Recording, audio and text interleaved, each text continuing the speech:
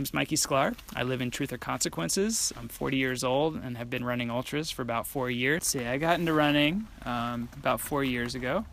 I had read Born to Run and other popular books, but it was more about, we were on a road trip.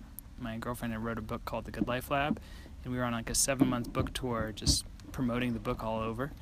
And we were just getting huge. I mean, I was physically getting really fat just from eating out all the time and going out all the time.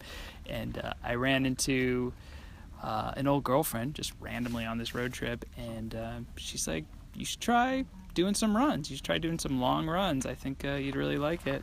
And that was enough to be like, okay. So I started doing 5Ks and 10Ks on my own and building up some miles. And I never ran a half marathon or went to any other races. I just signed up for an ultra race, a 31-mile race in New Mexico, and it took about 6 months, but I had enough training and went and finished the race, and I came in 7th place. So I was pretty excited to take it a little more seriously and start doing ultras more regularly. Initially I had all this extra weight, and the weight was just falling off very quickly with running. And so I got into shape, but then it became more about as a way of running away from things. Like I had a bunch of unpaid taxes I had to deal with, so running was just a way to be away from nasty IRS letters.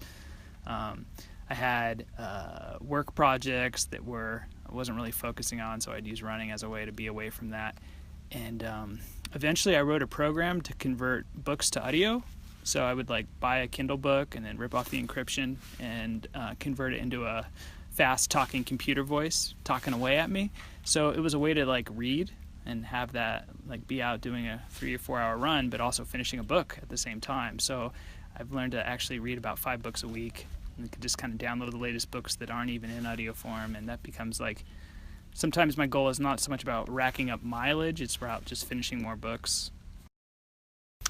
Yeah, so I've only had one scenario where I've started hallucinating. The case was I was helping a friend finish a race. It was a 200-mile nonstop race, so it's kind of like a 4 or 5 day event. And it was up in Colorado, so you're pretty high elevation in the mountains, over 12,000 feet pretty regularly.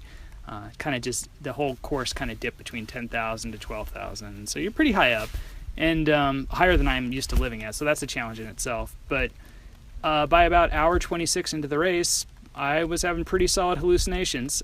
First, they came in audio form, so I would be near water sources like running rivers and little creeks and streams, and they would make enough white noise, a shh, that I would just start hearing conversations and voices within those. Not anything I could discern, not a real conversation, not scary voices threatening me or anything like that. It's just background noise at a restaurant. You're not really hearing the discussion. And then by about hour 29, we'd be walking through the forest or other things, and there's all these downed trees to the side of the trail, and what I would primarily see was I would see junkyard stuff, water heaters and upside down cars and a bunch of garbage.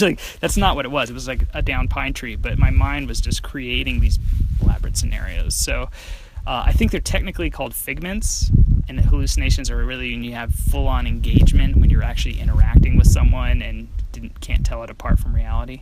So that was my hallucination experience.